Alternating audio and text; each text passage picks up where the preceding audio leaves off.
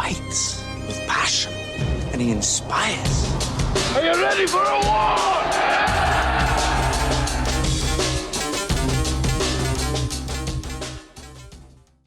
All right, welcome back to From A to Arbitration.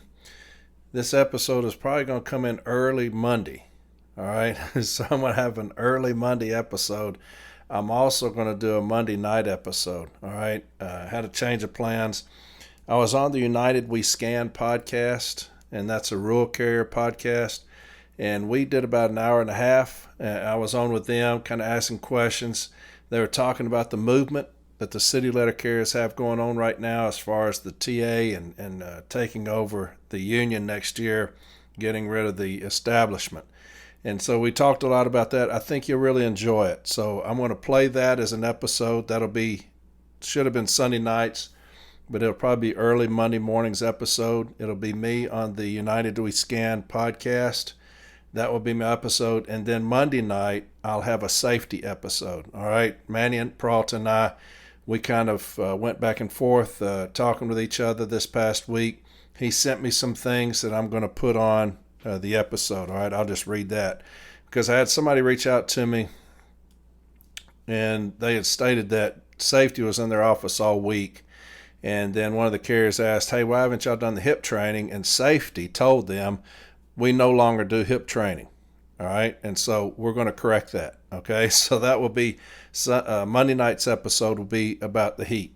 Okay. And so hopefully early Monday, I'll have the episode on United We Scan. So you'll have two episodes for Monday, one Monday morning, one Monday night, because it's already midnight and I've had to ask, permission to get this Dropbox, so I'm waiting to get access. So as soon as I get access, I'll be able to put it on my episode. Okay, so it'll probably be early Monday morning. But anyway, I hope you enjoy it. It's United We Scan. We were on there. We had a good conversation with the rural carriers. And I think y'all really enjoy it. And then later on, heat. Okay, love y'all. Talk to y'all later. Bye. Welcome back, everybody. Episode 125. How to get more participation. And we have a special guest. Josh, why don't you do the introductions for us of our special guest? Well, our special guest tonight is none other than the man, the myth, the legend from A to Arbitration's own Corey Walton. And Corey is going to be the next executive VP of the NALC. And I'm pulling for him even as a rural carrier.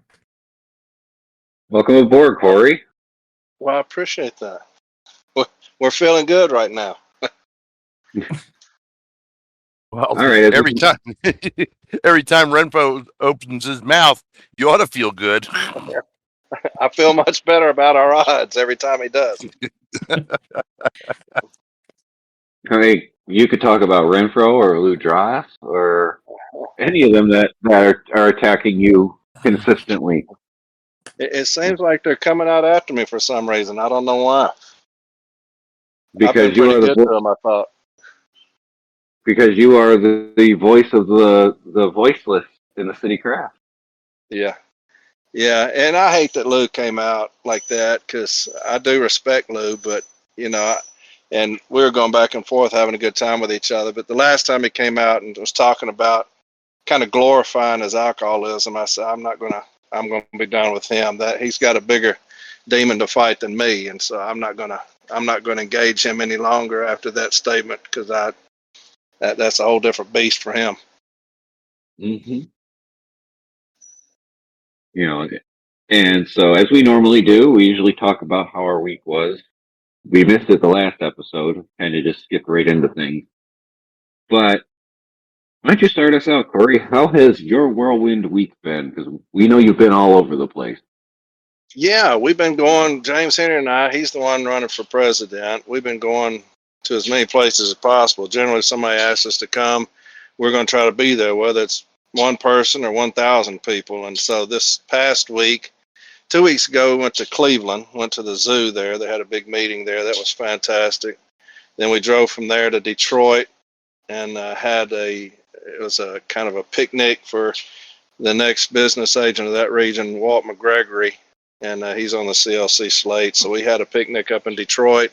that was a fantastic time. And then this past week, we went to the Illinois State Convention. We had a big time there. That was in Springfield, Illinois, and had a picnic there with Branch 11. That's one of the biggest branches in Illinois, Chicago.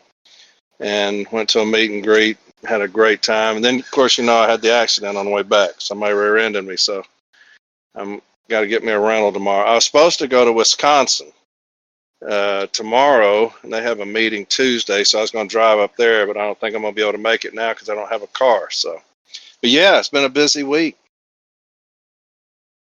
Sounds like it, and I'm sorry we couldn't meet up in Detroit. Both of us apparently were very busy at the time to actually get our schedules together.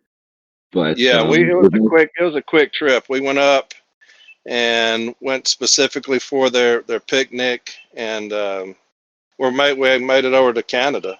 I didn't realize that Canada was that close, but it's just across the bridge. It's right there. You could hit it with a rock from Detroit. If you take a boat south of Detroit, you'll actually hit Canada. Yeah, we just drove over the bridge right to Canada, played bingo over there, and drove back over. Yeah, pretty cool. Yep. Yeah. How'd you like our state? Detroit, when we was in Detroit. How'd you like Michigan in general? Michigan was great. Detroit was fantastic. We didn't get to see a whole lot of Detroit, but we just drove through Michigan, so we didn't. Oh. But driving through was nice. But Detroit, yeah, I mean it's a good city. Oh yeah. Do you like Detroit? Depends on the part of Detroit you go to. Yeah. They're revitalizing a lot of that. Ford just finished working on the old train station, the Michigan Central Depot, getting that refurbished, and so now that area is starting to come back. It's a city on revival. It's slowly coming back from the depths of absolutely devastation. Yeah. So watching it grow back as it is, slowly, not trying to do too much too fast, is probably the best way to go about it. So I think they're making progress. I'm sure there's some Detroit people who are going to chastise me for saying that, but I've been to downtown Detroit a lot. I drive through Detroit. I go the back roads instead of taking the freeways, so I do drive through even some of the worst parts of it. But there's a lot of stuff to grow in Detroit, so I think that they're on their way. Well, we went from Ohio to Michigan, so it was just a very quick. It's 2.5 hours. That's all it was to go from where we were to Detroit. So I didn't get to see a whole lot of Michigan, but yeah. Well, maybe sometime you'll come back and visit a little bit longer. We'll definitely be back. Absolutely. Like I said, the next business agent for that region is going to be Walt McGregory, and he's right there in the heart of it. So we'll be up there again. All right. Sounds good. Josh, how was your week? Oh, my week was, it was warm. Tuesday, I have my relief day, and oh my God, I could barely breathe Tuesday. And warm is underselling it. It was hot as shit. You walked outside, it's like someone kicked you in the chest and you can't catch your breath. I'm in a mattress at my route, and thank God for air conditioning, but my heart goes out to anybody who's in an LLV that has no AC, because this is cruel and unusual punishment, folks. And the fact, like, I was listening to Corey's podcast on heat. They're telling them, the city carriers, that is, to keep it moving, beat the heat, and to take only authorized breaks. Shut up. I'll take as many breaks as I damn well please. Your butt sitting in the post office in air conditioning. I'm already going. We're going to go start a little rant. But my week was good. Just another week of mail, and yesterday my route cut went into effect, and now I'm picking up mail at a post office to bring it back to my SNDC. Yeah, don't think about it. It doesn't make much sense, but you know what? It's great for me.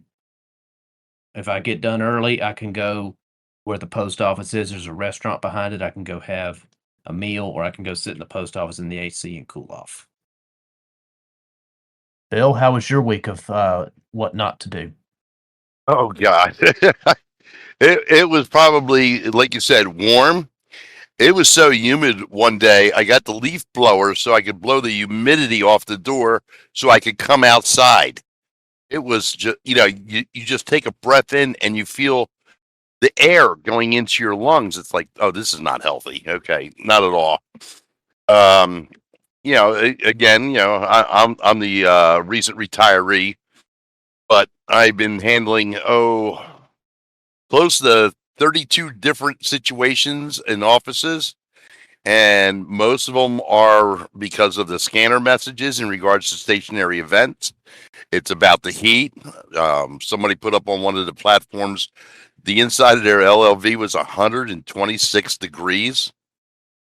I saw where another carrier died, and some woman posted from her second floor balcony. She goes, "They're federal workers. Why don't they have air conditioning? Why can't we protect them?" I mean, here's a common citizen asking these questions, and rightfully so. Why are they going out there? Why aren't they moving the starting times up? When is somebody going to get enough balls to put a foot up somebody's ass at the plants and get them to disperse the mail onto the trucks earlier so that we don't have to lose one more person to these conditions? I don't get it. There's a whole litany of things that I went through this week we'll discuss later. But the fact that you turned around and pushed the Amazon Sunday start time back to 10 a.m. Are you stupid? Yes. Are you that fucking That was stupid? rhetorical, Josh. I shake my head. I mean, there are some days I wish I was back in my office as a steward because I'd be chopping down trees, writing up all these grievances. But like you said, you got your cut yesterday. Our office went through cuts on only one zip code. The other zip code hasn't been cut, and there might be a grievance there because of the fact that you're affecting wages for one group but not the other. There's no equitable situation there that other people can be 47s or 48s while you're being cut to 43s and such. And on doing the cuts, they created a K route and an H route. Oh, let's see. Hold it. Yeah, they created two more routes for people they don't have and also are still 4 vehicles short. But we'll talk more about that later because, when I tell you all this, this is going to just make you sit there and shake your head and wonder about the viability of the United States Postal Service under its current management. I've enjoyed all the interaction this week. Got the grandson on Tuesday into Wednesday, and I'm personally going to start a venture of going after this lady who was, on podcasts there. I think Mr. Johnson put it up in regards to the future of the post office. I'm making that my new mission in life because this is ridiculous, folks. The way this service, the United States Postal Service, is being led and managed and coerced by management into performing unsafe work conditions, toxic work environments. And I'm sick and tired of it. So I'm going to make that my mission to go after these people because this can't go on.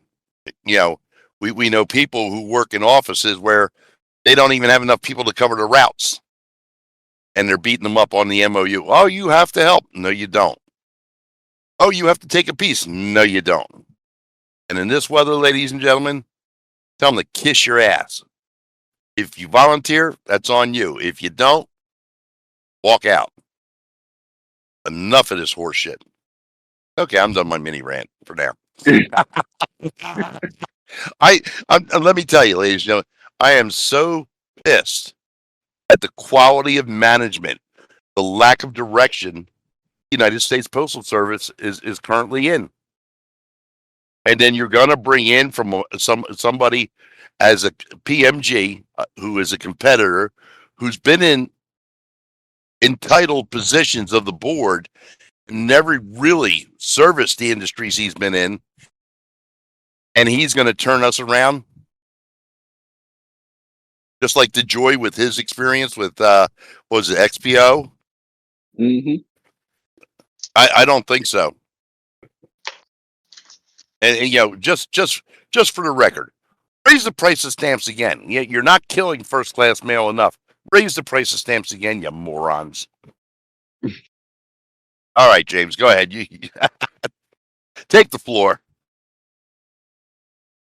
Well, after that, wow. You make my problem seem so tiny.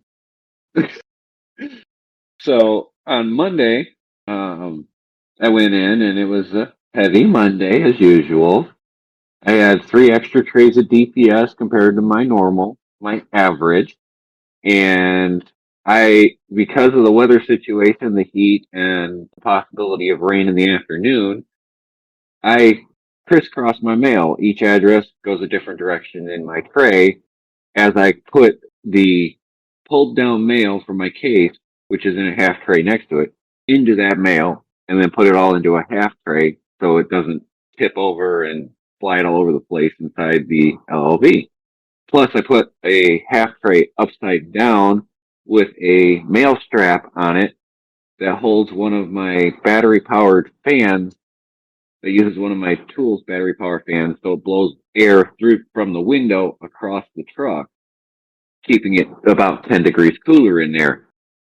Well, the postmaster decides to come over and berate me for the process of how I pull down and crisscross my mail. I was almost done. I was on the last set of boxes, the last section of street that I had left of my route. And he tells me, "What are you still doing in here? And why are you doing it that way? It's taking too long. You need to take your DPS and everything and take it out to the street now." I said, "This makes it more efficient for me on the street." He says, "I don't care what it does. You're taking it out on the street now." I turned around and I said, "Do you want to take this in private?" "No, I just want you to take that out to the street and get out of this office now." I said, "Okay, I need a PS Form 8191. When I get back then." I proceeded to take everything to the street, came back at 4 p.m. on a 40K route, which is 8 hours a day. I started at 8 a.m. And I go, "So do I have to take DPS to the street tomorrow?" "No." "Okay, that's what I thought. I still need that 8191 because I'm filing a failure to comply with a previous grievance settlement where you berate somebody on the workroom floor is a hostile work environment. I've previously grieved this twice before, so this will be the third time. So now we're going for escalated remedy, which is what you're supposed to do after they fail to comply with a previous grievance. Would you agree with that, Corey? Yes. Exactly. But the rest of the week, it was quiet. Never talked to me after that because I filed that grievance that day. Called my district assistant district rep. I emailed it to her that night. She's going to handle it for me, and it should be done within the next couple of weeks. But other than that, it was a normal week the rest of the week, except I celebrated my birthday on Thursday. So you're already Thursday. getting old. I'm getting old, man. I'm getting old forgetting stuff. It was on Thursday, and Saturday was my parents' 50th anniversary. And so we celebrated that today. I went up there, and they renewed their vows at church. And then we went out to brunch together and spent some time together with my parents, and then came back here to do the podcast. So that's been my week so far. Not as interesting as Bill's week has been, apparently. Bill takes the cake on this one, although Corey is running close second with running all over like a chicken with his head cut off. And getting in a car wreck. And getting in a car wreck. And speaking of, Josh, you have... Hold it. He said he got rear-ended. I didn't hear anything about a car involved there. Ooh. Yeah, it was my car. Your car. Okay. Well, you got to clarify when you say you get rear-ended, because I mean that happens in the post office all the time. Yeah, no, that was me coming back from a trip. Okay. Sorry, it must be the Crown Royal. It is. Speaking of car accidents, Josh, you had one to talk about yourself, didn't you? Yes, I'd like to take a privilege. A friend of mine, a fellow carrier, was driving to work yesterday, and she was rear-ended at 30 to 35 miles per hour. And she's okay. She had to go to the hospital for MRIs, CTs of her back, neck, and her head. I spoke to her today, and what do you think management was doing while she was in the hospital? No prizes for Calling her. guessing. Yep. So we goof on management for being idiots, but this is serious, y'all. Wear that seatbelt. Don't do what you do in the Metris, what I've heard about, where you click it in and you're sitting ahead of it because, quote, it makes me faster on the street.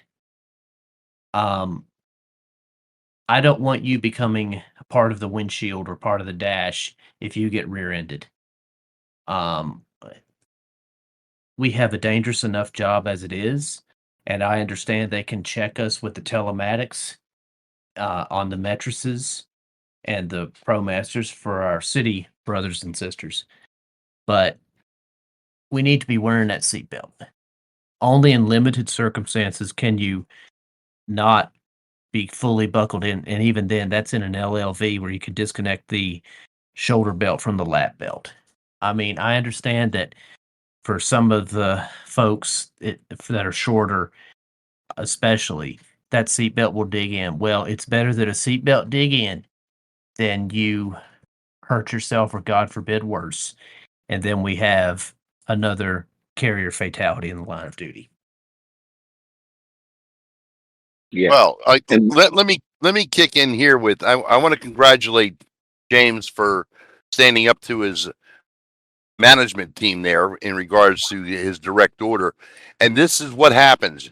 He stood up, and guess what? The bully backed off. That's an important lesson for everybody listening to learn. When you stand up to a bully, they usually back off, especially when they know they're wrong. But again, in talking about the LLVs and everything, I can recall the safety inspectors catching us out at Westchester. We're not wearing our shoulder harness. And there is a 500-foot rule in regards to the shoulder strap. And the fact of the matter is, if they didn't allow us to do that, why would they design the seatbelt like that in the first place? And the safety inspector was dumbfounded because he didn't have an answer. Of course, I turned around being the asshole that I am, and I says, and why are you out here? You're right. Don't sit on the seatbelt. Make sure it's around your lap. Short, fat, old, ugly, whatever. Seatbelt grabbing your waist and preventing you from going through the windshield is a lot better than the phone call that'll be made to your family. I always tell you, you're the most important delivery of the day. Get home to your loved ones. And this is a re-edification of that message. Wear the damn seatbelt. It's not worth the extra 3 to 6 seconds to take it off and put it back on. Back to you, James. I completely agree with you guys. We don't want to sound like management where we're just chastising carriers for not wearing their seatbelts. We know mistakes happen. We're human. Humans make mistakes. That's how most of them get into management. But we have to make sure we are taking care of ourselves because there is nobody else out there actively looking out for us than ourselves. Safety needs to be first, second, third, fourth, fifth, sixth, seventh, eighth, ninth, 10th, all the way down the line. It should always be safety on your mind. And I say Micro said it best, safety third. If it's first, you forget about it. If it's second, you forget about it. But that third one, you always remember safety third. And if you guys don't know what I'm talking about, look up Mike Rowe safety third on YouTube, because your safety is only your responsibility. Management can preach safety till the cows come home. The only reason they're doing that is for legal liability. They could say, oh, I talked to that carrier about that, so I'm absolved of any risk on this. But it's 100% you. All it is. Now that we've talked a little bit like management, probably pushed some people off of this podcast. Now we're going to get in the meat and potatoes of this episode. The appalling number of people that responded to our tentative agreement. The city carriers had an enormous turnout of votes for their tentative agreement. Now, I understand people didn't get their ballots in time to get it back to the P.O. box by the 13th at noon. And some people sent their ballots out, they got returned to them. Some people never got their ballot. But to have that low of a voter turnout, when the city carriers showed us that they can get a no vote and push it through, even though later on they got screwed over by their president, shows that participation is important. And that's why we have Corey here. Corey, I want you to tell us, what is the one thing that city carriers do the best compared to rural carriers when it comes to union participation? I would say that the thing that we had going for us, unlike contracts in the past, is social media. You know, we were all over social media, Zooms. We were all over that. We were doing them all over the place. Different organizations. I don't know if you'd heard Build a Fighting NLC, but they were constantly on Zooms. We were doing them here. Podcast, we had several, but we were just all over. It was about education, letting the carriers know that, hey, what they're proposing, at the end of the day, what are you worth? And so if you're worth the 1.3%, then you vote for that. And we were trying to tell people we're worth much more than that. As a carrier craft, as a rural carrier craft, we're worth much more than that. And so that was kind of the message, is that, hey, if you're going to say that 1.3 is what we've always gotten, that's what you will always get. At some point, you have to bust through that. And that's kind of the message we were kind of relaying to the city letter carriers, that at some point, you're going to have to say, that's not what we're worth. You constantly said that, you know, they have us in the soup line. At some point, we had to step out of the line and say, hey, we want steak. And that's what we were saying. But it was social media. We were everywhere. Every week, we were doing something. It seemed like I was on a Zoom call all the time. And it's about education. You got to educate the workroom floor. Now, the business agents, unfortunately, were for the TA. The majority of them.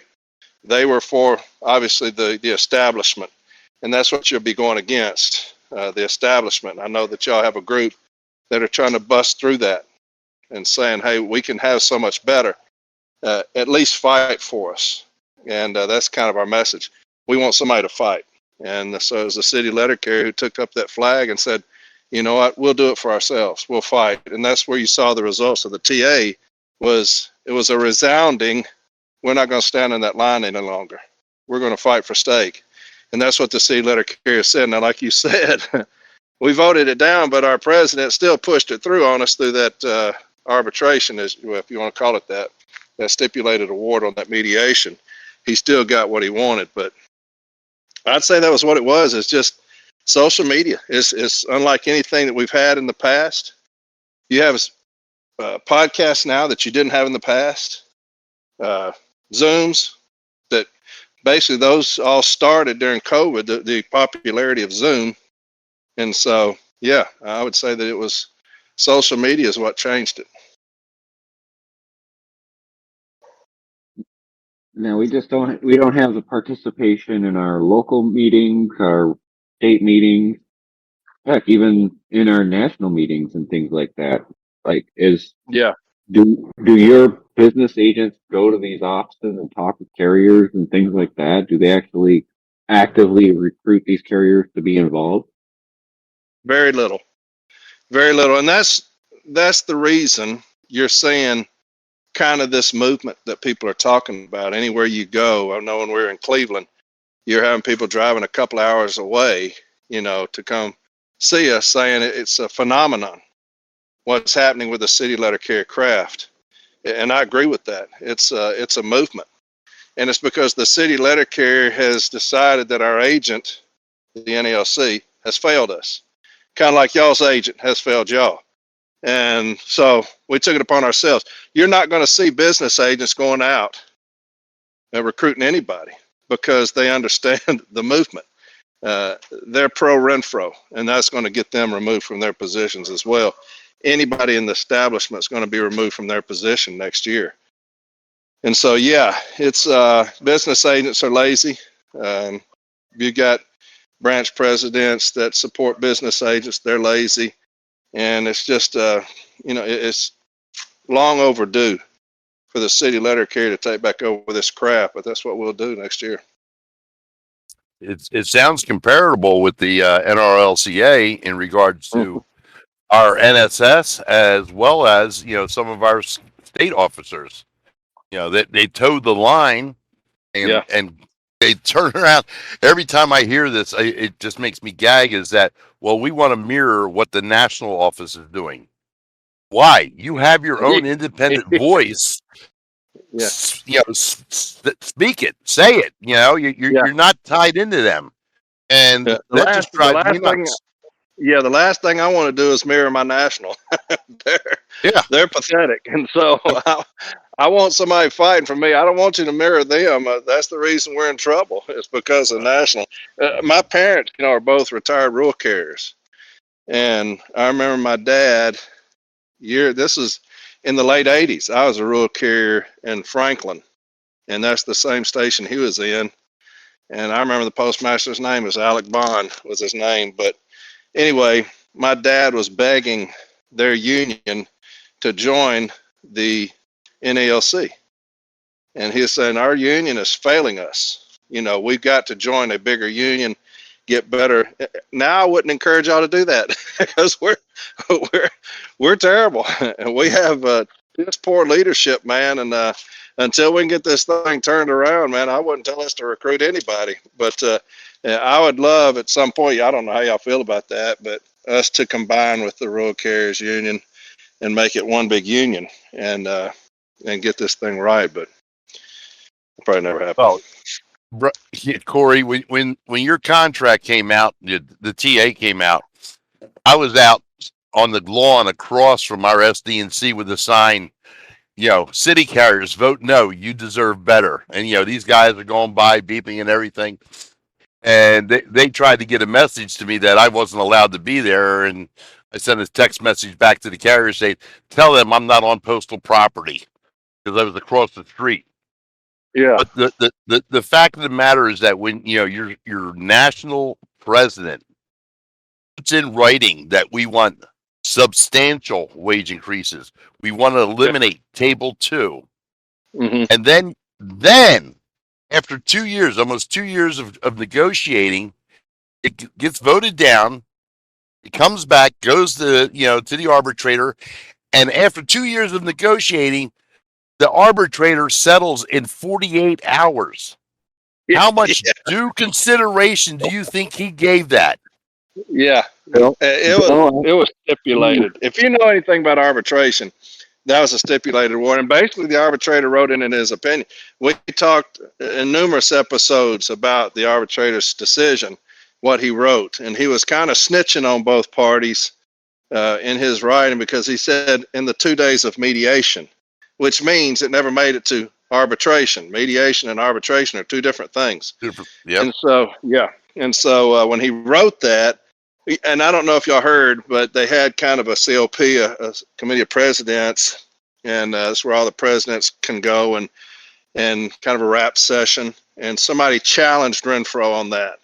talking about mediation, and he said the arbitrator lied in the decision. So that shows you just how fucked up my president is to dude has no ethics, no morals. He's completely pathetic. And so, yeah, we're in trouble with this cat. But yeah, you're exactly right.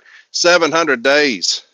You're going to sit there, make all these promises, substantial starting wage increases for CCAs. If he would have done that, he probably would have been in okay shape. Just with that, because our CCAs are crapped on. You know, they make less than fast food workers make. And he promised them that. Then he says, you know, we're going to have an all-career workforce or it's a non-starter. He made those promises. This is going to be historic. He was making those promises. So he kind of had that carrot out in front of us, leading us along, and we kind of blindly followed. And then they hit us with it. And you realize, damn, this son of a bitch has been lying this entire time. None of these things happened. For 700 days, you did this. And like you say, you go to this mediation, and in 2 days, the arbitrator allegedly gets all this information, all this data, all these positions, and it was on a weekend. And then he comes out with this decision. So yeah, we got screwed over by our own party, but yeah, that's the reason he's going to lose. And he'll be either go back to delivering mail or go into management, either one. So Yeah, that's what we call a coinky dink. yeah, I have to correct you though, Bill. Renfro's was historic, whereas Maston's was significant. Well, no, Renfro promised substantial wage too. yeah, substantial wage increases for my CCAs. They got less than $1. So they weren't even worth a cup of coffee at McDonald's, is what you told them, for all that they do. And they get, you know, I started back in the early 90s as a city letter carrier. And if any of y'all remember, back then, it was just all mail. We had no packages. We could deliver out of Jeeps. Remember that? You could just, could take, you could put 10 trays of flats in those Jeeps. Hit 3 up front, you'd get 3 in the bottom, then 1 on each side, and then stack 2 in the middle. You remember how you used to maneuver all those flats? Well, now we don't have any flats, but we get all parcels. You can never deliver out of a Jeep today. And so, yeah, that was the difference back then. And so CCAs today have it much worse than we did. Even though you have GPS back then, you remember you used to have to write on a piece of paper, or they had your little route maps or whatever, but they just come, they get the mail, 2 hampers of parcels, and, you know, good luck. And it's shitty for them today.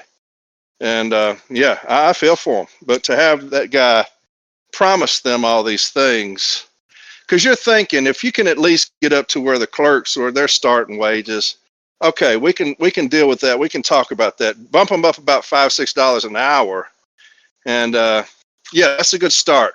We'll hang in there. You gave him less than $1, and you know that was trifling. You actually got less than a quarter. Well, the CCAs, yeah, with the CCAs, I think their starting wage was increased 90-something cents. I think that's what it was. Total, I could be wrong, but I know it's less than $1. The 1.3% at their previous was less than a quarter. Yeah, we all got the 1.3. that was a historic rate. It was the same thing, and like I said, a lot of people coming out defending that shit were saying, "Hey, this is what we've always gotten. Then you will always get it." Yep. Why go to arbitration? Why do anything? Just have a standing 1.3. We don't have to worry about any of this shit. We don't have to worry about 700 days of getting fucked over. Just say it's going to be a 1.3% and let it be that. If that's what we've always gotten and you don't want to fight for anything more than that, just say, hey, from now on, every year, we'll get 1.3. And we'll solve a lot of heartache. But at some point, the city letter carriers, the rural carriers are going to have to stand the fuck up and say, hey, we've had enough of it. We deserve more than that. Look at what we're doing. Y'all were talking earlier about the people that are dying on the streets. Nobody else has to deal with what we deal with. You don't see a clerk dropping dead in the office from the heat. They don't have to worry about hydrating. They don't have to worry about scanner messages. They don't have to worry about any of these things. With the rural carriers, city letter carriers, we deal with it every single day. Every day we're putting our life on the line for something. Arrow keys, whatever. Nobody else has to do with that. Yeah, dogs, exactly. Hell, we got dog bite awareness time, for us. Y'all do the same. But at some point, both crafts are going to have to stand the fuck up and say enough is enough. The city letter carriers did it this time. Y'all are going to have to get your shit together and do it. 14,000 people, that's an embarrassment. That's disinterest is what that is. That's disinterest in your craft, disinterest in your home life. If you're going to say that I'm not even going to vote for a better livelihood, come on now. Shit. What are we doing? As a rural carrier craft, what are you doing? If you got 14,000 people going to come in here and say, whatever y'all want to do to us, do it.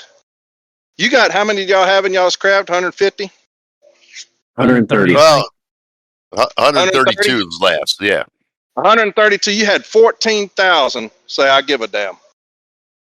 That's what you had. 14,000 out of all those said, I give a damn about my, and it got voted in, right? Yes, it did. Yes. So you had 14,000 vote that said, however many voted saying, I want to continue to be in the soup line. That's what y'all had. I want to continue to eat soup. 67%. 67% said, keep feeding me soup, I'm fine with it. 67%. That's fucking pitiful. And then all the others that don't even give a damn, like you said, don't bitch about it now. You had your opportunity to stand up and say, we want steak. We want better. You had an opportunity to do that. You chose to sit the fight out. Well, if you chose to sit it out, don't stand up now and want to fight somebody. You had the opportunity. You chose to sit down. Anybody who sits down needs to stay sitting because y'all didn't want to stand up when the time was right. And so, the city letter carriers on this one stood the fuck up. And we said, hey, that's not going to be enough. Our president, unfortunately, said, yeah, it is. His ass will be gone. That's the cost of that for him. It will cost him his job. He'll be gone. And so, y'all are going to have to get somebody beating the drums for y'all and tell y'all's craft, stand up. We've been I want to trying. pick your brain, Corey. Sorry, James. Go on. Yeah, go ahead. Be careful. No. I want to know what some of the strategies would be to get people that have, and I've heard this said by carriers, oh, I've heard about y'all's union. You're that union. How would you suggest to get through the apathy, the bad feelings? What's a good strategy to win people over? That is tough because, like I said, back in the late 80s, my dad was bitching about it. It's that long. Y'all have been the laughing stock of the unions. Now we are that. Now the NELC is that because we're incompetent at best. Y'all have just stayed the same. Y'all's leadership has forgotten their way and definitely forgot where they come from. But it's about getting on the workroom floor. Whether it's city letter carriers engaging y'all or everybody engaging each other and saying enough is enough with this. But somebody's got to get y'all's interest piqued. Somebody's got to do it. Whether it's new leadership, I know y'all got people running for president against the guy y'all got now. At some point, somebody's got to be that champion, my champion, captain, my captain. Somebody's got to be that for y'all and got to get that word out and say, hey, there is hope. There is hope. Well, Corey, let me correct you there. It's not that our leadership forgot where they came from. They just don't want to go back to where they came from. That's the problem. And it seems to me like if they didn't want to go back, that they'd be fighting for y'all because the first way back is not fighting. Yeah. And then you have the national steward system, which is the centralized Gestapo for the national board. And there again, you have created an entity that is off their routes. And they don't go back to their routes, and they don't want to go back to their routes. But we, in the last couple of years, have had a turnover with DRs and ADRs who are either part-time or full-time get removed because of the fact that executive committee people caught them not doing their jobs, not that the national board itself. Now, the problem with and this I hold dear to my heart. The problem with the apathy in the rural carrier craft is the fact that we have an evaluated system where everybody is out for themselves. If John Blow gets his 8-hour route done in 5.5 hours, he hits, shits, gets, and goes home. He doesn't care about anybody else because he's getting paid for his whole evaluation. Yeah. And then you got the people who are overburdened or are struggling, and they're the ones who are considered, lingerers, malcontents because of the fact that they can't do the route. Well, when your route is evaluated at 67 hours and you're paid for 57.36, guess what? You're going to be over evaluation once in a while. Yeah. But it all goes back to each route is individual to itself. Each individual is unto themselves, and they really don't give a shit about the union as a whole. They don't understand that the concept of being in a union is for everybody. Like I've said, if they go after a non-union member for an infraction, they're going to come after a union member if they get away with it. Yeah. They will come after everybody when they get away with it because now they see a weakness, a chink in the armor. Yeah. Somebody says you can't fight every fight. You better step up and fight every fight because as soon as you back down, they've got you by the balls. Yeah. Yeah. And I say all the time, you got to love each other. And anytime I do a stand up at my station and I talk to my carriers, I say the reason that management can't come in here and fuck with y'all is because y'all legitimately love each other. And if you love each other, you're going to fight for each other. You're going to do whatever it takes to win if you love each other. And that's what I tell my people on the podcast. At the end of the day, love each other. Everything else will work out. I know that sounds cliche. Everything else will work out if you just love each other. Because when you do, you will do whatever it takes to protect each other. We have the establishment. Y'all have it. We have it. They don't love the craft. They love their money. So that's the reason we're in the shape we're in now. It's because of that. You've got to get an establishment. You got to get people in place that actually love the craft, love the city letter carrier, love the rural letter carrier. And those things that will start just like I talk about the tentacles when you talk about cowardice. We have cowardice in our leadership, and those tentacles reach down to the business agents, to the state presidents, branch presidents, and that cowardice will overrun your craft and the leadership. Love will do the same. If you love us, you get people in place that love the city letter carrier. You get people in place that love the rural letter carriers. Those tentacles will also reach down. And when you get that on the workroom floor, you start protecting each other rather than ridiculing each other, targeting each other, singling each other out. You'll start loving each other, protecting each other. So when they try to, separate and conquer those few, everybody else comes in and says, hang on, that's my family. Hang on just a second, that's my people. That's what we've got to get back to. And that's what the city letter carrier is starting to come around to, is when you saw that vote for the TA. That's love. That's the message that you keep sending out to your people. Love each other. Protect each other. That's what that was. That was people going against the establishment. They're saying, hey, enough is enough. We've got to love each other. That's what the rural letter carriers have got to do. The rural carriers have got to say, we're going to work on love. I know that sounds silly, but you got to love each other. If you want to do whatever goals y'all have, it starts with that. It starts with love. And I will say that all over everywhere I go. Love. You love each other. You educate each other. Everything else will fall into place. Y'all's issues now are y'all for too long have loved yourselves. When you talk about evaluated routes, hell, I'm getting out of here. I'm getting back at noon. I'm gone. And, everybody else can go to hell. Everybody else be damned. I'm going to take care of mine and I'm out. Well, that's not a union. That's the exact opposite of that. The exact opposite of union is that me. myself. If I think about me and myself, I'll be all right. That's not how we do. One aggrieved, we're all aggrieved. One harmed, we're all harmed. That's the true meaning of union. And when you get that down, that's what the city letter carriers have found, is that one harmed, we're all harmed.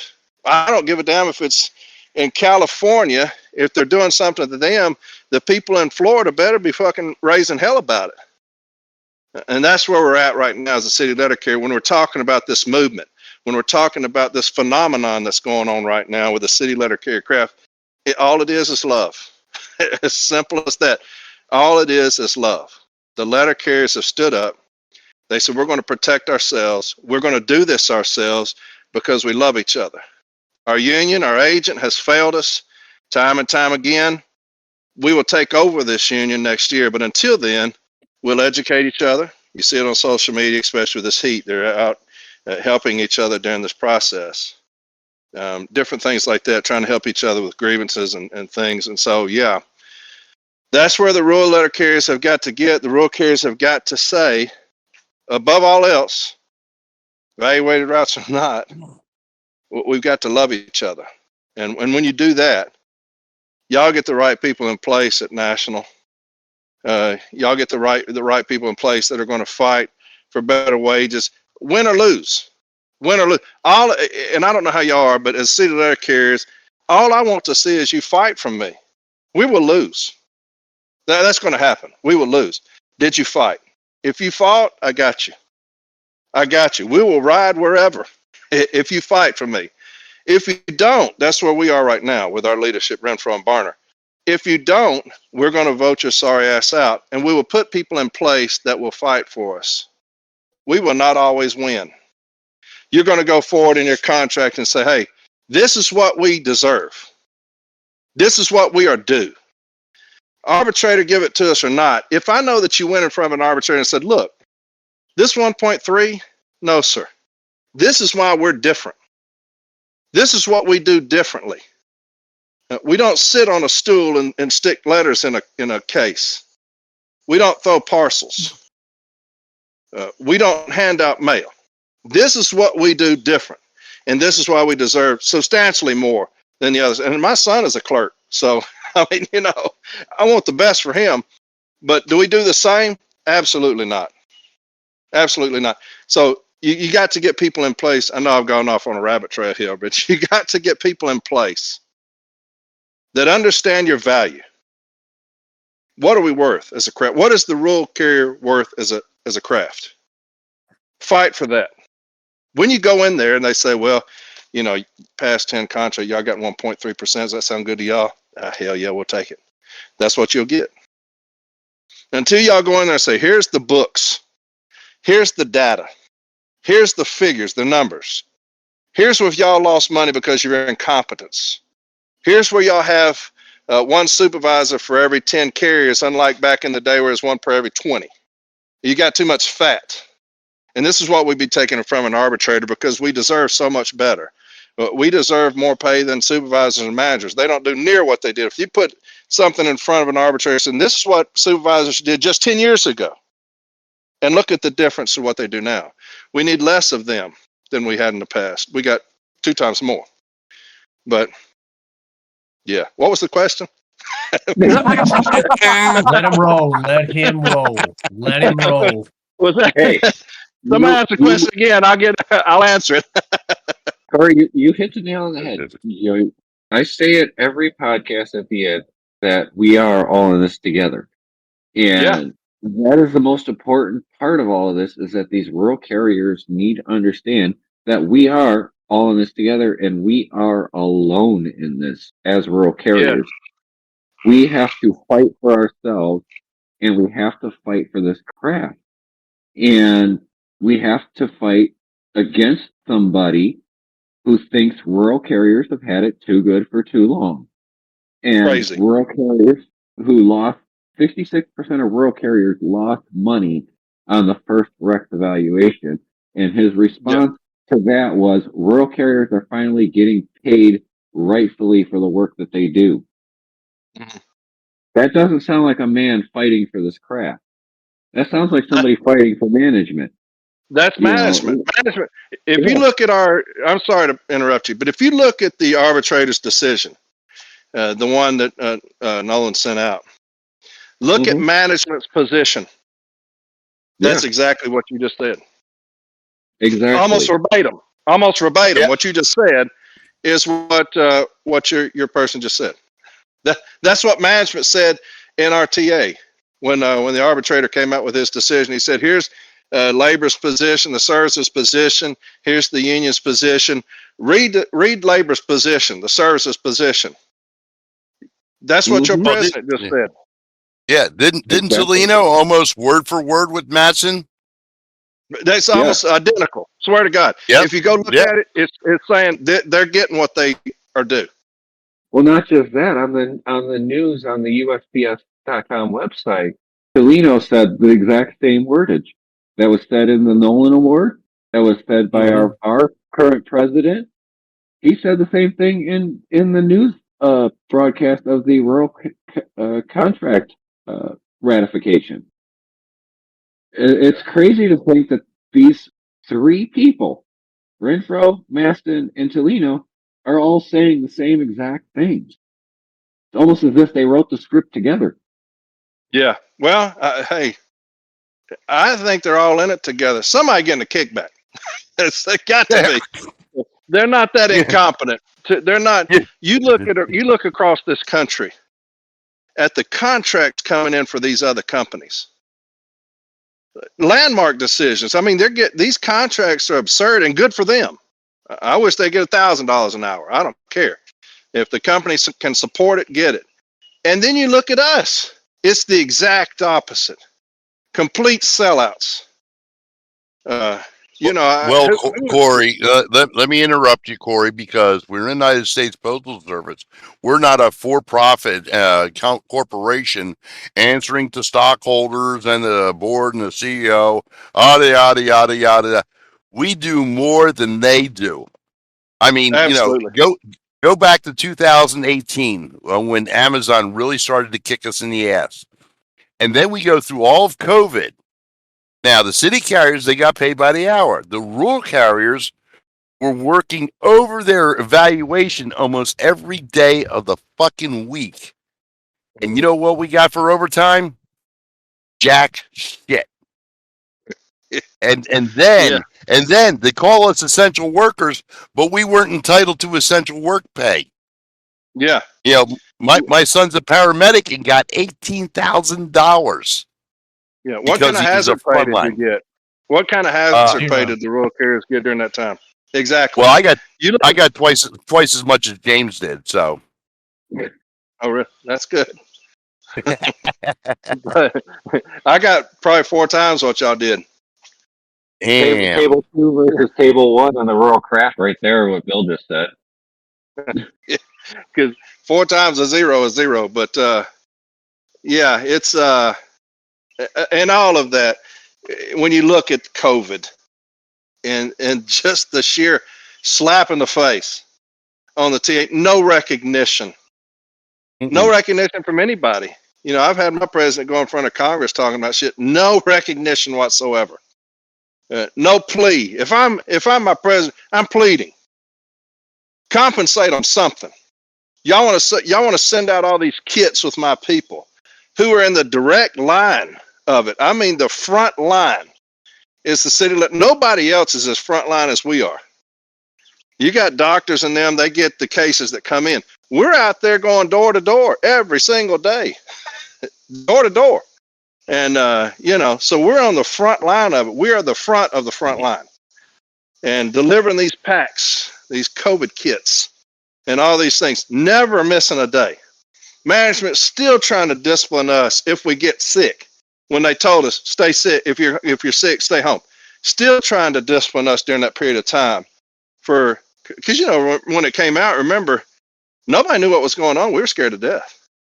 Nobody had a clue what is COVID. It's killing people. You see all this stuff in the media. And so we're terrified, still coming to work, still going out there, still putting ourselves at risk, even though nobody can tell us what this is.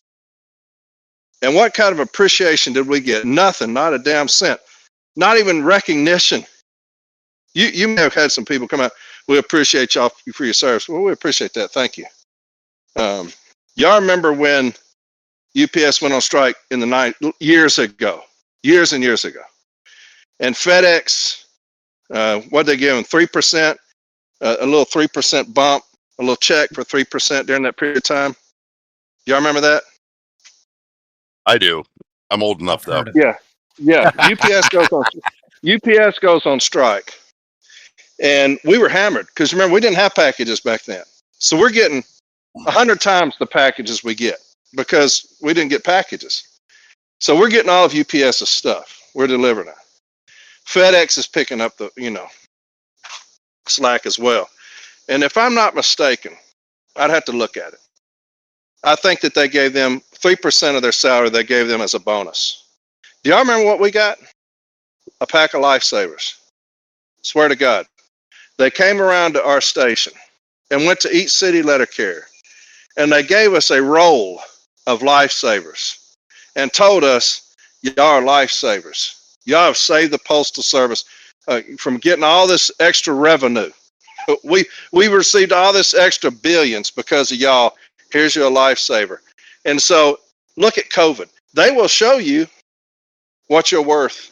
They will show you how much they appreciate you in times of crisis. And so they can all go to hell as far as I'm concerned. And you get this TA, no recognition whatsoever for the city letter carrier. Look at y'all's, no recognition for the rural carriers as far as anything. And so at some point, the rural carriers are going to have to say, enough is enough. I can go home at noon, true enough. Enough is enough. My family deserves better because of me coming to work every day in harm's way, the shit that I do. My family deserves better. I deserve better. We deserve a better livelihood. Until y'all stand up, y'all just going to keep bitching and keep having podcasts where y'all are saying, woe is me.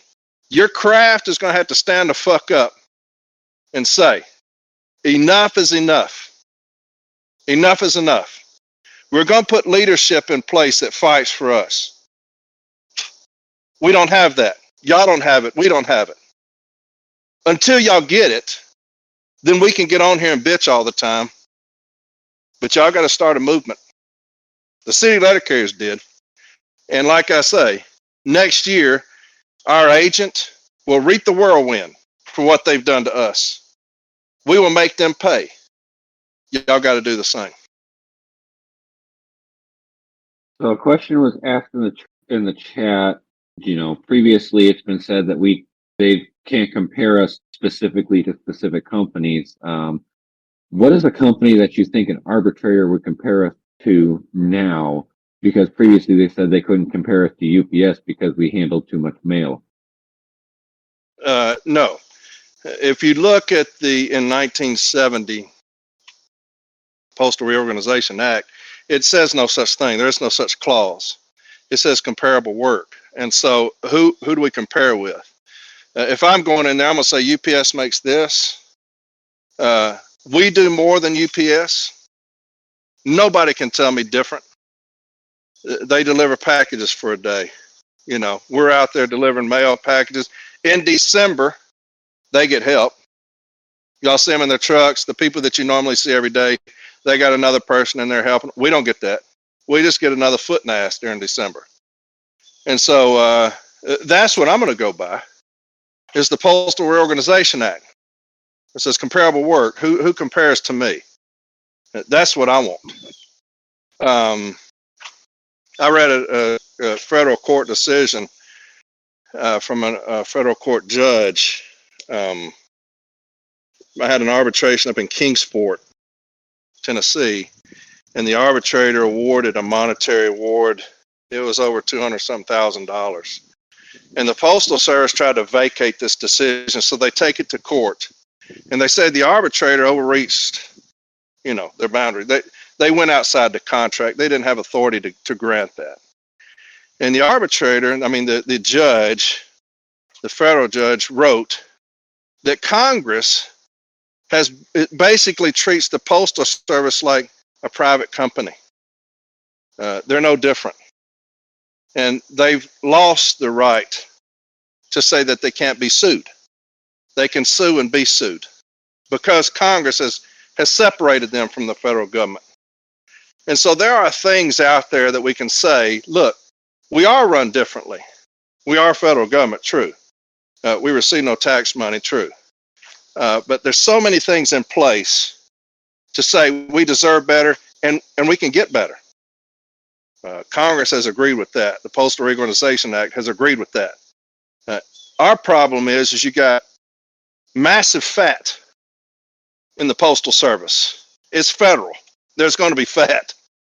You got to find it. And our problem is we're our own worst enemy. We have lazy negotiators. Mine wanted to call himself a skillful negotiator, and he got fucked over for 700 days. And so, our issues are we have people that refuse to get in that fight, refuse to do the homework, the hard work, getting in those books. They refuse to do that. And as long as they refuse to do that, we'll get 1.3%. You cannot tell me that we do not deserve at least $5 more an hour. You can't tell me that. Can the Postal Service afford that? Absolutely. They make money hand over fist. And so the reason, that they don't want those books is because I'm sure everybody dips into our purse. Congress, whoever. We got a lot of money going places that shouldn't be going. And, you just got to find it. Yeah, you talked about UPS and stuff. I actually have a friend who had a sub come do the shadow day before their academy. They did orientation, did their shadow day, and quit the first day of academy. That person came over from FedEx and said the job was too difficult compared to FedEx. So we already have proof that it's worse than FedEx. I've heard some people say UPS drivers have come over and quit because it was harder than UPS. Yeah. So you are right. Yeah. We are worth more than FedEx. Yeah. We are worth more than UPS. We're different. And yet, we have them leaving the Postal Service to go to UPS. yeah. Yeah. They're even leaving us to You go to don't Amazon. you don't see it the other way around. This is a hard ass job, man. This is they don't have to go in and listen to some dumb fool every morning while you're sticking mail. They go in there, have their trucks loaded, and hit the fucking road. We have to deal with complete idiocy when we go onto the workroom floor. I mean, complete damn buffoons. We got to deal with that every day. The most incompetent workforce in the country is postal management. There is not a more incompetent workforce in this country than postal management. I'd put them up against anybody as being the worst. And that's what we have to deal with. They're worse than that. Postal management's worse than that. I've never seen a more incompetent bunch of fools in my life than postal management. I swear they do more reports than they do actual work. Yeah, they're worth about half what they get. Let's not forget the telecoms, James. Yep, here we go, Rich. Yeah. Got a 10:30 telecom. Oh, well, can't miss that, can you? Yeah, everybody's got to be off the workroom floor in an hour so that way they can get on their telecoms. And nobody on the workroom floor can hear them. How about getting the fucking mail to the carriers? How about that? How about getting the parcels done? Yeah. Oh yeah. But there's a lot of things that can be done. But they won't do them and the union won't fight for it. But there's a lot, you're talking about heat. There's a lot of things to be done to help the city letter carrier, help rural letter carriers in the heat. Everybody wants to talk. We were talking about that earlier. Everybody wants to go in front of Ocean and talk, go in front of Congress and talk. Everybody talks. Everybody's talking, and we're out here dying. All that talk hasn't lowered the degree one time, not once. Has it lowered the degrees outside? All this talk. We're still dying on the streets, and these motherfuckers have been talking for 30 years about the heat. about air conditioning in vehicles. All they do is talk. The only ones who suffer is the craft. You've not seen a union person fall out dead from the heat. You've not seen management. Well, you had them last year. Naps raised hell because some fool ass district manager told a supervisor to go sit in the back of a vehicle and do a $39.99 ride in the summer. How stupid is that? You cannot use, I don't know how y'all are, but you can't use summer data against us. June, July, and August. You can't use it. Why would you put somebody in the back of one of those death traps and have them ride around? And they died. Corey, I will say this. They can use data against us, and Bill and James chime in. They can get us on 2080 or 2240 if we're taking too long. Really?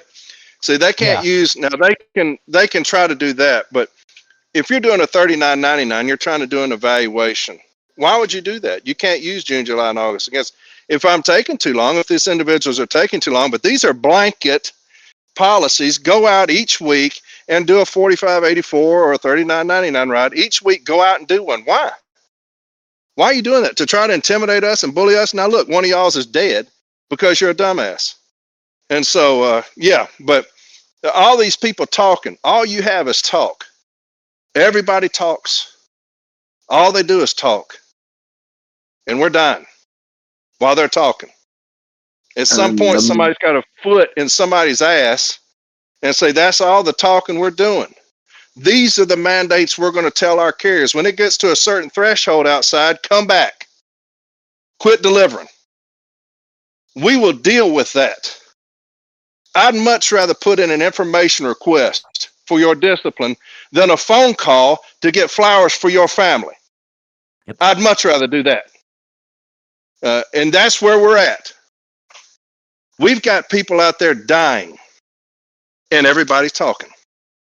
The union's going to have to say, here's what we're going to tell them. If it gets to a certain threshold, come back. Don't risk it. You got management now that won't even send out a last dispatch. It'll sit there all night. They'll tell carriers, hey, at 5 o'clock, just bring the mail back. What for? I need to go home. That's happening. Oh God. Oh. Yeah. Is that a whole other can of worms? Oh, baby. Did I just open another can of worms right there? Oh God. Let him go. Go, Bill. Go. My son's got 4 o'clock soccer. I gotta go get him. It's happening. Your son's not going to die on the soccer field unless the coach is as bad as postal management. Shut the hell up. Oh shit. And you know what? It's sad because this year they already had one supervisor that had to go to the hospital for heat prostration in the back of an LLV after having one dying, last year. And I know a supervisor, an OIC personally, and they were requested to go out and do, a route audit. And they said, oh, no effing way. So they wanted to write the person up, but since they're the OIC and there's nobody else in the office to handle, they kind of forego the discipline in that regards. But this person turned around and said, are you kidding me? I said, a carrier's coming back and it's got 114 degrees on their phone inside the truck. Another carrier comes back with a picture of 126 degrees inside their truck. Yeah. We're in Pennsylvania. We're not even in Texas or Arizona or New Mexico. We're in Pennsylvania. Yeah. Mm-hmm. So what the hell do you think those people are going through? Yeah. No, you're right. Fuck them. Fuck them. I agree. This job is not worth your life. No. They will find another body to put in your place tomorrow and won't even blink. You die in somebody's yard, the rest of your route's going to get delivered. Oh, hell yeah. It's just not going to sit there. It'll get delivered. And so there's too many things. When you talk about start times, you can move them to 6. We don't have the mail then. But then the mail you do have send out and the mail that comes in, that'll be the next day's mail. You had the Postmaster General say, we're not worried about standards any longer. 2 days, 3 days, first class, all those things.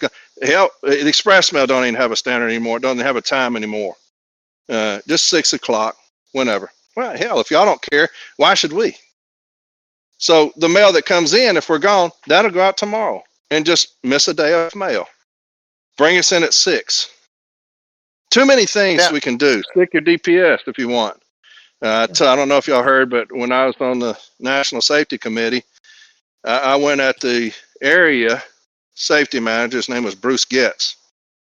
And we were talking, and that's all they do is talk, safety, whatever. What are we going to do? And I said, how about start somewhere? Like, let them stick their DPS. Because you know you're not supposed to touch that. That's sacred. Don't touch that. Let them stick their DPS. That's work that they can do in the office in the air conditioning that they don't have to worry about on the street. Those markups can be dealt with in here rather than having to mess with all those hold orders and all that shit out on the street. Do that. If it saves them 20 minutes, that's 20 minutes outside that 130 degrees that you're just talking about. Yep. Do that. Yep. And they said, can't do that. Ops says they're worried about our efficiency. It will always be about the numbers to them. It will always be about You're the not numbers. efficient when you're landing someone's yard dead. That's the least efficient you can get. And so they don't give a fuck.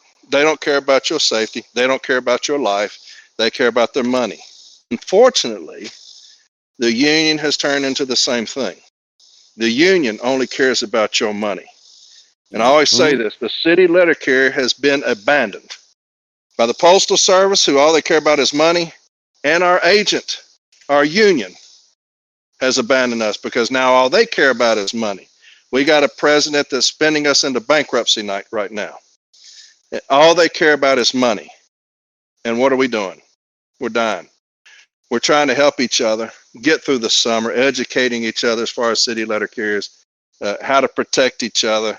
And we got a union that's rogue, that's spending us into oblivion. We got postal management, incompetent as shit. The service cares about money and money only. And where are we at? Standing down here on the floor, hand in hand, arm in arm, fighting for each other. And we'll remove all these son of a bitches next year in this vote. Y'all got to do the same thing. Now, Corey, And Corey's right in regards to the money, James, because our president and other national officers sat there and said, if everybody joined in the NRLTA, we'd have another 17 to 18 million dollars to promote postal policy in regards to the crafts. Bullshit.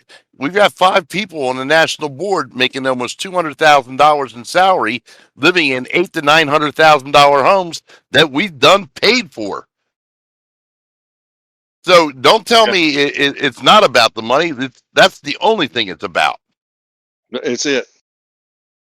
Yeah. That's it. And last year at National Convention, I had passed up a resolution where our PTFs, who are only guaranteed 2 routes a week, would pay only a set amount of dues halfway between RCA and regular. Right now, they're currently paying regular carrier dues. Carriers that work 5 or 6 days a week dues when they're only guaranteed 2 days a week. But of course, they put the financial numbers on there of how much it would cost them with the current PTF, even though because of lack of hiring due to low wages, we're getting more and more PTS than formula offices. And so PTS are becoming more prevalent. We could have made that money up with the number of PTS that are coming into the system, but they're too short-sighted on the current money to see future monies that are going to be coming in and how participation in the union could increase because the carriers are looking at their paycheck. Hey, I shouldn't be paying the union this $30 a paycheck. Right. When I could be using that $30 in my paycheck where I can actually go and afford food and stuff like this. You know, it's one of those things. And I know we have less PTS than we did last year, but they're starting to, the big management push that I've been hearing a lot lately is formula office, which means more PTS. Management has been pushing for that for several years now, since we brought on the PTF and formula office position. And yeah, because people don't want to work here even at PTF wages. But to your point, Corey, about your carriers being out on the street a lot longer, you know, my fight that I talked about in the opening, where the postmaster told me to take my DPS to the street. I will tell you this. I have cased my mail, cased it all, pulled it down, took it to the street. I have taken DPS to the street. And I will tell you, my flip-flop method that I use, flopping every other address, saves me 2 hours on the street from fingering through the mail. It costs me an hour in the office. So I'm still 1 hour under the time it would take me to take DPS to the street. Now I'm wondering why they don't do that with city carrier, because one, that would keep you in the air conditioning a lot longer and cooler. And then to add on to that, when my neighbor across the street from my parents was a rural carrier, and I actually went to work with her one day and watched her work, and I had to be up at 3 in the morning to be in there at 4 in the morning so she could start casing her route. And she left for her route at 7 in the morning. I'm wondering, why is it that we're getting mail so late now when back then we were getting it at 3 o'clock, 4 o'clock in the morning at all these offices? Why is it that our mail is getting there so late these days with digital sorting and processing of our mail system? You know, from not only our DPS, but also our parcels that come from the plant. Why can't we find a way to get management to push these numbers back down to 4 o'clock in the morning so carriers can come in at 5, 6 o'clock in the morning, be out of the office at 8, 9 o'clock in the morning, and be back into the office by 1, 2 o'clock in the afternoon, just as it's starting to get to the hottest part of the day? Yeah. And like my man said, you know, and those that want more can get more if that's what you want. You know, we have those that they survive on overtime, and they're probably like, oh shit, you know, if I'm back, you know, 701, if I'm 701ing every day, I'm gonna miss on it over. Well, you know, there's still things in place where you can get all the time you want as long as you protect yourself in this heat. But there are those that say, hey, in this heat, June, July, and August, I want to be gone. I want to be in the air conditioner in my house. There are things that we can do to help them. We just don't. We don't want to talk too damn much, like I said. There are things that we can do. When you talk about coming in at 6 and they say, the mail's not here. Well, then start us in at 6. Whatever we got, take that. The mail that comes in, you'll just start that the next day, and then the next day, and the next day, and the next day. Yep. And so, yeah, there are things. Yeah. Well, hell, you remember back in the day, you said that you've been here a long time. You remember back in the day, they would stage it like that. Yes, they You'd would. come in. When's the last time you saw a color code? You know, I've not seen one in years. You know what I'm saying? Remember back then, you'd have purple, yellow, orange, all that, green, and purple. you'd Purple, come in, blue, and green. Yeah. Mm-hmm. And you'd say, this goes today, that goes tomorrow, this goes today. So they're not concerned about that. So just do that. All you're missing is today. You're just kicking it a day. That's it. You don't have, like I said, you don't have any of these standards any longer. The Postmaster General, DeJoy took those away. Exactly. So there's a lot of things, if we care, if we're interested, to help the city, let it care, help the rural care.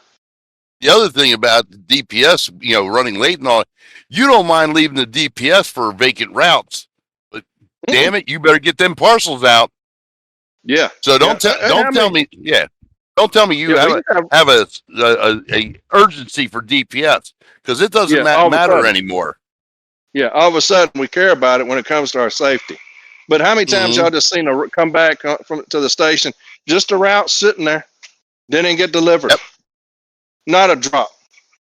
But during the summer, we can't do anything to help y'all out. This is ultra important now that we get this mail out every single day. Your health, the most important thing, the health, we don't give a fuck about that. We need to get this mail out. Well, Corey, we got a new postmaster in 4 or 5 years ago, and this guy was such a piece of shit that 18 career carriers resigned and retired within 60 days. God dang. They had anywhere from 14 to 26 routes of DPS sitting there every day because of the shortage. Everybody was doing parking loops for the parcels. The hell with the mail. until finally one day somebody came in and raised hell, and every supervisor had to take routes out the next day for the next 3 days to catch up. Mm-hmm. And then they were bringing CCAs in from offices all around just to maintain until they could hire more. But they didn't give a shit about those damn routes. You know, when the parcels were there, they had to go. Them routes sat there for days. Yeah. Yeah. You Yeah, We're an Corey, inconvenience. you got Everybody cares. Rural cares. Go ahead. We're an inconvenience, is all we are. We're an inconvenience to them. And Yep.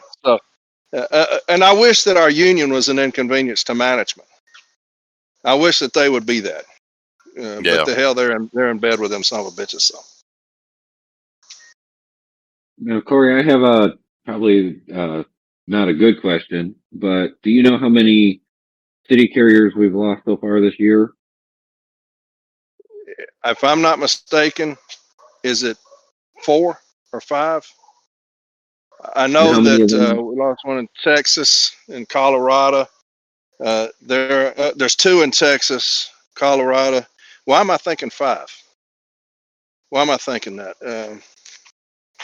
I thought I saw that somewhere the other day, but I know that there's 1 in Colorado, 2 in Texas. I know that I've had several people reach out about those that have been taken to the hospital already, or they're in ICU. So it's daily. You know, we're getting overcome. Because, go ahead. From the heat? Yes. Yes. Yeah. Because sometimes it doesn't matter what you do. You can do everything humanly possible to protect yourself. You can do everything imaginable. You can hydrate, all these things. You know, put the hat on, water, the cold towels, compresses, and things, and it's still going to get you Mm-hmm. because the heat Well, is a killer. what about that one carrier that sent a message via scanner to management about feeling ill, got no response, and called 911, and they ended up taking her to the hospital. And when she gets back to the office at 6 p.m., supervisor like, well, what are you doing? You know, didn't you check the message? And they EP'd her ass. Yeah, put on emergency placement for calling 911. See, those are things, and I talk about this when I become EVP. James Henry becomes president. Those are things that will get my attention. If you want the spotlight, I will give it to you. I will bring the full force of the NELC on that individual. You have a person putting somebody on EP that had to call 911. So what is that message? What is that message to everybody else in that station? Well, if I call 911 because I'm overcome, they're going to put me on. I can't afford to be off the clock for a week or however long. I'll just keep going. What's that message? We have to send a message. We have to send a message to management. That shit won't be tolerated. If I got to go get every news camera in that city and come meet that manager on the back dock and talk about it, if I have to send 2 or 3 teams in there to stay in there a week and watch their process, if I've got to get the district manager on record, his opinion of that, so that they can be drug into arbitration, I'm going to do it. These managers that separate themselves from the pack, that do that, they're saying you only get 1 break in the heat, and I'm going to talk about that tonight on mine. It's still going on. We don't get extra breaks in the heat. Those individuals will get my attention. And when you get my attention, like I said, you want the spotlight, I'm going to give it to you. And I'm going to keep it on you. And we'll see if you can take that heat. They cannot. I promise you, they cannot take the full force of the NELC, as it will be when James Henry takes over. It will be a new day as far as going after management. Retribution. I don't know if you heard me talking about the consequence. We will be the consequence of management's actions as far as that, putting somebody on emergency placement because they called 911 because they were overcome by the heat, because y'all wouldn't respond to a message. Yeah. If we send you a message, you better respond. Yeah. Yeah. Yeah. Be back by 5. What if I get back at 6 and say I didn't see your message? You're still going to get disciplined. You're going to get an investigative interview. You know, we we talk to y'all through these MDD devices. Well, hell, I was talking to y'all too. I was overcome with the heat. They don't give a fuck. You're an inconvenience, like I said. Well, hell, if I send somebody out there that's going to adjust my hours, and I've already turned in my hours for the day, I'm going to have to answer that tomorrow. So I'll just ignore that message. Well, now you become an inconvenience because you call 911. Now they got to fill out all these forms to get you compensated and all this shit. And where was your mail? Sitting out there, so you abandon your mail. And we're an inconvenience. Our union has got to yeah. start being an inconvenience to these motherfuckers in management. I thought that was the greatest slap in the face reading that you abandoned the mail. Yeah. Motherfucker, I almost died and you worried about the damn mail. Yeah. Nope. Yeah. Well, it's the same. It's the same as that carrier that got EP'd now for his NACI report for a situation that occurred back when he was just starting out as a carrier. And they resolved the situation. They disciplined him. They grieved it. It got reduced. And now they EP'd him for the exact same thing, which basically is double jeopardy, all because their new thing is the NACI report and finding ways to get rid of carriers that way, since obviously the pods didn't work too well for them. Yeah. I mean, it's like everything they do, they try to find ways to get rid of carriers and increase the number of management. It's time for these unions to come down on them with a combined effort. We have 630,000 people in this postal service, 630,000 voices that could come down on this management and shut them down. You ever seen the movie The Warriors? Yeah, exactly. Remember when they all met? Yep. And you had the man say, "Hey, we outnumber everybody." We remember he said, "Can you dig it?" Him, and that's what he was saying. Look, we can run all this if we get together. If we are united together, these unions, if we do that, we can run this. Our problem is y'all are going y'all's way. You got about 10% involvement. We're going our way. We finally got involvement, but our leadership is piss poor. The APW, I don't know what they're doing. It looks hell, they got 100% cola, at least. We didn't get that, and we didn't. But so somebody's fighting for something over there. They know what they're doing, but just imagine, like you say, if the unions would quit, shitting on us and say we're going to unite with each other, and we're going to start dictating things on this workroom floor. We're going to start dictating things in Washington. We're going to go in front of Congress and the Senate. We're going to go over to the presidents, whether you like them or not. You got 4 years of them. We're going to start doing things, letting the public know who we are and what we do. That's what your union should be doing, rather than spinning us into oblivion, rather than being at the local bars till 2 a.m. They need to be at their ass in the office, busting that ass for us, and they're not. But you're exactly right. Imagine the power of that. Just like in the Warriors, when he said, all of this, we outnumber the cops 5-1. Whatever the number was, I can't remember. I had to go back and watch it. But he's exactly right. You want to run things? Get your unions to be united. Y'all have to be united as a carrier craft. The rural carriers have got to be united. Y'all got to stand up at some point if you want change. The city letter carriers have stood up. We're going to make change next year. And a great point. Unite with each other. We could make change this year to start going that direction.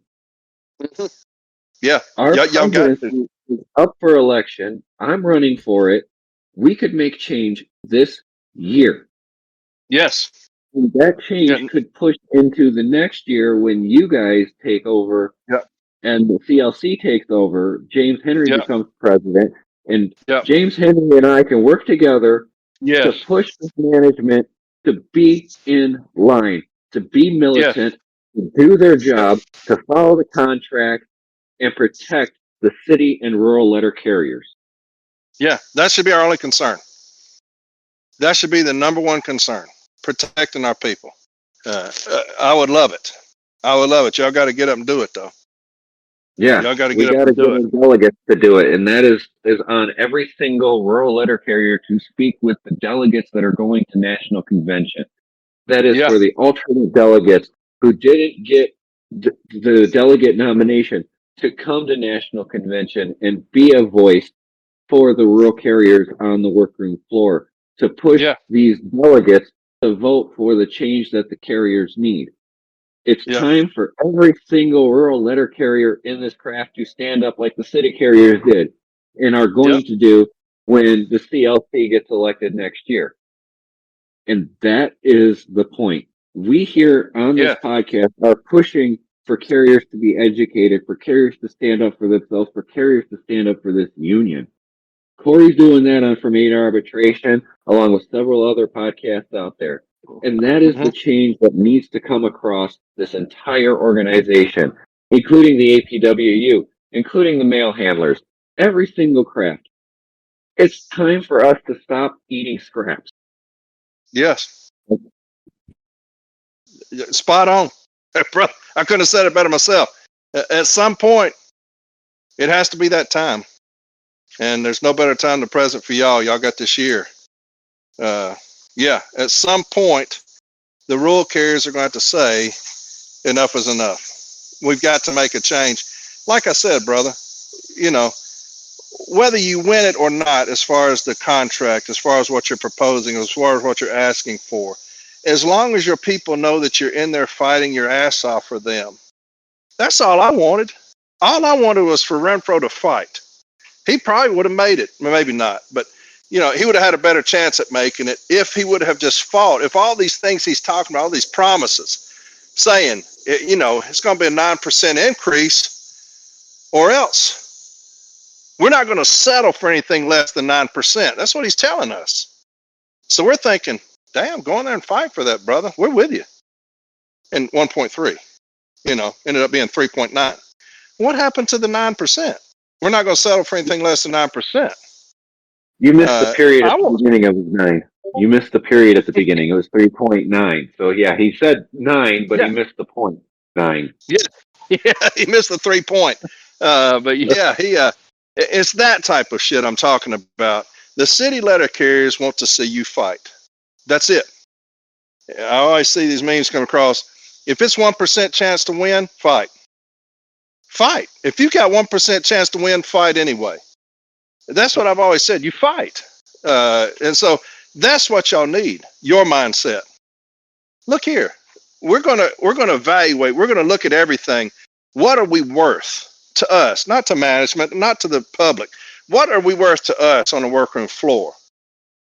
That's what I want to propose. What are we worth? We worth $5 more an hour? Then that's what I'm going to go in there and say. My negotiations with management would be one day when we sit down and say, what are the starting things? Well, we're going to need $5 more an hour. Well, we can't do that. Get ready for arbitration. Because I can't go below that because my people deserve that. If you say they don't, go in there and show an arbitrator why they don't. I think I can show them why they do. That's how. It's not 700 days. It won't take 700 days. If I say that the CCA craft needs to be abolished, we need an all-career workforce. He said that. It's going to be an all-career workforce or it's a non-starter. Well, to me, when you say that, that means it won't start. The first day you go in there and you say, hey, before we start, I need an all-career workforce. Can't do it. We're going to see y'all in arbitration because that's what I told my people. That's what he told us. My CCAs need a substantial raise, a substantial starting increase. We can give them 90 cents. Brother, get ready. We'll see y'all in arbitration because they deserve that. That's where y'all are at, brother. That's where y'all are at. What does the rural carrier craft, what do y'all deserve? We deserve this. Then that's exactly what I'm going to go in there and tell them. Well, Corey, I think you're confused because the post office doesn't know how to manage money. And I'll give you a big, for instance, firsthand knowledge. Wayne, Pennsylvania, SD&C, last year tore up the parking lot. And this is close to a 12-acre facility, tore up the parking lot, dug the ditches, laid in the conduit, ran the lines for 130 plus electric NGDVs. Filled the ditches, okay? Put up the concrete columns to protect the charging stations. Repaved the entire parking lot, which at least 6 acres of it was parking lot. They're going to get the NGDV electric vehicles, right? Wrong. As of Saturday, they delivered 8 gasoline-powered NGDVs. There's 162 in a storage lot waiting for dispersal to other offices as soon as they can find enough people to train the carriers on how to drive them.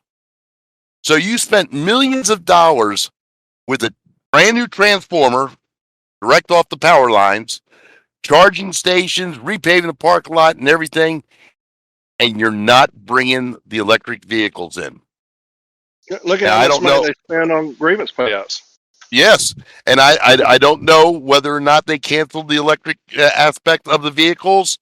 There's some reports that they have or have not. But you put in 130 charging stations and you're bringing gasoline-powered vehicles in. Yeah, well, I think I heard where this new administration has canceled that, the electric vehicles. I thought I heard something about it too, but I can't prove it. I would sue them. And I would sit there. Take that back. They took that back. You spent millions on these stations, and you're delivering gas-powered vehicles. We don't have the brightest among us leading us. Okay, they're not the brightest. They rescinded the removal of the electric vehicles because it was going to cost the post office $1.5 billion to cancel it. Yeah. I was thinking to say I would sue for that. That's the same way when they canceled the 50 extra FSS machines after the mail volume started declining. And it's almost like you came in at the tail end of flat and said we're going to do FSS. Well, we had no foresight. That was funny because in 2001 in our office we were noticing the decline when they started to institute that, and we're sitting there going, no, we don't need these machines. And what? In less than 10 years, they were shot to hell. Now the plants got transformed. Billions was that? Yes. Thank God they had the big buildings for those machines because they turned around and turned them into parcel sorting offices. Dumbasses. Well, where's that pre-funding on retirement? Where's that money? Yeah, ask Congress for that. Give us that back and we'll be all right. Them fucking thieves. They dipped in our pocketbooks, like I was saying. The money's out there. If you want to get in those books and say, hey, from 20 years ago, where's our money been going? And this whole time, y'all kept the essential worker at poverty level, and y'all have spent billions and billions and billions on what? And we, the workers, the ones who touch the mail, have been kept at poverty level. Where's our money? You could be paying us so much more, but you can't, you won't. Where's the money? You got to get in those books. And I would go back and say, here's where they've wasted all this. And you're going to tell me that you can't give me more than 1.3? Come on. UPS can give theirs 50. Where's mine? Where's mine? And, but like I said, you'll have those that are in their pockets on social media, we've always got this. Then you will always get it. If that's your position, then you'll always, don't even get into contract negotiations. Just tell me, hey, I just go and give me that 1.3. It'll save us a lot of time and money. But you got to get somebody. You got to get a champion. All right, Josh, you can call it for a while. You got anything for Corey? Want to come to National Convention in Orlando to really pep up the crowd? I'm going to try, brother. I'm going to try. I'm serious. I'm going to try. Okay. I got a table you can stand at if you want to be there. I got to get my schedule. Well, James and I are going all over the country, but if I can make it, I promise you, I'll be there. James can come too. I'm sure he'd love to. Oh, I can't speak for him, but that would make a great convention. Oh my goodness! will they let me in? You know It's what? August I'll 18th motion to through the suspend 20th. the rules so you can speak. You are a guest, so you are a guest there. So you're allowed to accept in the business session as a guest. Well, like I said, Yeah, I promise you, if I can make it, I'll make it. It'd be yeah, and awesome then to you have see that. you'd have some asshole like Bill May turn around and ask for a suspension of the rules for you to speak. Mm. I, Yeah. I'd do it. I think a All lot right, of guys, people Why would not? too. Yeah, we're going on it's about almost time. hour and 45 minutes already. Yeah. About time we start wrapping this up. Yeah, man, it's, Am I Yeah, talking that lot? this is for made arbitration. this is normal for me. I get start going, man. It's like 3 hours later. You're like, well, let me get into my topic. Oh yeah. No, I've loved we- it. We need to do this more often, man. yes. So Corey, we usually do this on every podcast. We want your final thoughts on this episode. What is your message you want to give to the rural carriers listening to this? Yeah, you got to stand up. At some point, rural letter carriers, you've got to stand up, or it will always be this way. You want to stand in the soup line forever? Stay with what you got. Stay with the status quo. And I promise you that's what you're going to be eating. Okay? You want to stay at poverty level? Stay with what you got. That's an easy fix. You don't have to do a damn thing. Have about 14,000 vote on your next contract. Vote on your next TA. You want to stay where you're at? Do that. Y'all are in good shape. But if you want to make a difference, if you want to make a change, you got to stand up eventually. You got to pick your captain and say, this is the one. This is the one who's going to lead us forward. That's going to fight for us. Win or lose. Win or lose. Fight. You got that one. You got that, Captain. He's telling you here on this episode. I'm standing up for you. I'm going to do it. I'm going to take that over. You got to get rid of this establishment. We're doing it next year. You got to get rid of the establishment. Those that have forgotten where they've come from. It's about one thing and one thing only, the craft, the rank and file. It's about one thing and one thing only. As soon as y'all get that in y'all's heads, you'll make a change. You got to love each other. Above everything else, it's love. You love your people on the floor. Nationwide, when you talk about one harmed or all harmed, you got to love each other. You want a revolution?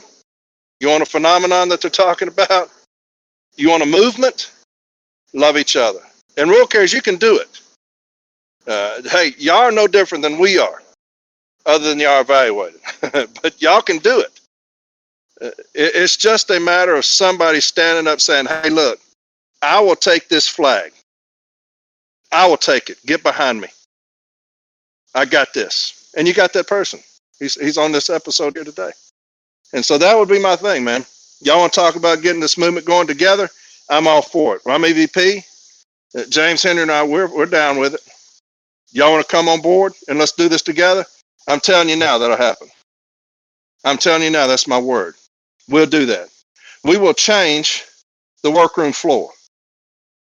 We will change the environment on the workroom floor, and together we will change the culture of these unions to get back to doing what we're supposed to be doing, the agent, representing the carriers. That's what we get back to, and we'll do it. Y'all do it. Y'all do it. But if I could say one thing, I'd say those 5 right there.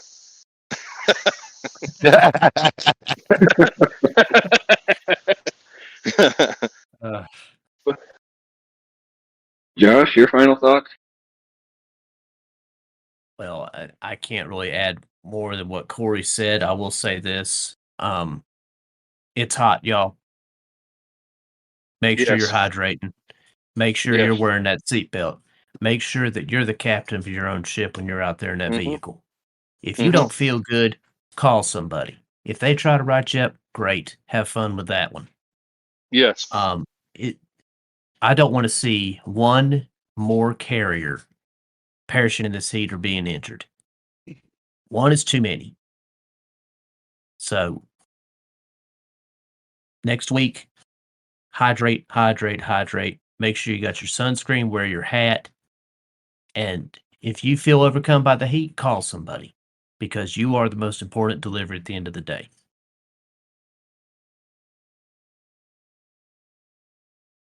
Feeling James? Bill's line there. Bill, go ahead. Your final thoughts. Well, I'm gonna smack the shit out of him for stealing my trademark there. Bring it on. You remember us old people, we don't run, we just shoot, okay? Well, Corey's right, and he echoes the fact that, you have to love each other, okay? And that reminds me of being a local steward. You don't have to like the person you represent. You can despise the person that you represent. But in that position as the steward, you are there to protect them. And in doing so, you're protecting the craft. You're protecting everybody. So you might not want to call it love. You might not want to call it due diligence. You might not want to call it fair representation. But when you sign that dotted line as the local steward, you are their protection. And you have to throw everything in your personality away in regards to the individual you're representing, because you're enforcing it for the entire craft, not that individual alone. It's going to be hot. Everybody's going to, turn around and hydrate. Everybody says, if you feel woozy, get out of that truck. It's at least 20 degrees, cooler outside of the truck, even in the sun. Protect yourselves. You are the most important delivery of the day. No phone calls should be made. No flowers should be sent because of a misjudgment in regards to your situation. If you don't feel right, pull over, cool down, and call somebody. Whether I like you or not, I don't care that you do what you have to do to protect yourself. Get home to your loved ones. We've had a great program tonight, and Corey's articulated very well about standing together. And that's a fact. Whether you want to call it love or whatever, we have to stand together. United we stand, divided we fall. It's always easier to pick off the individual than it is to take on a group. And that's what we have to do. We have to learn to come together. As somebody would say, we're all in this together. And we are. Even I am. Even retired, I'm still in this 5-6 days a week talking to people. I am in them messaging, texting, because I don't stop. You guys, you've been the better part of my life. And, whether I like you or not, you're family. I don't like everybody in my family, and vice versa. Not everybody in my family likes me. But you guys are family to me. Keep in mind, you are the most important delivery of the day. Be safe, be professional, be efficient. Get home to your loved ones at the end of the day. James? Thank you guys all for participating, especially Corey. Appreciate you coming on this one. Mhm. We're coming up on July 4th, Independence Day.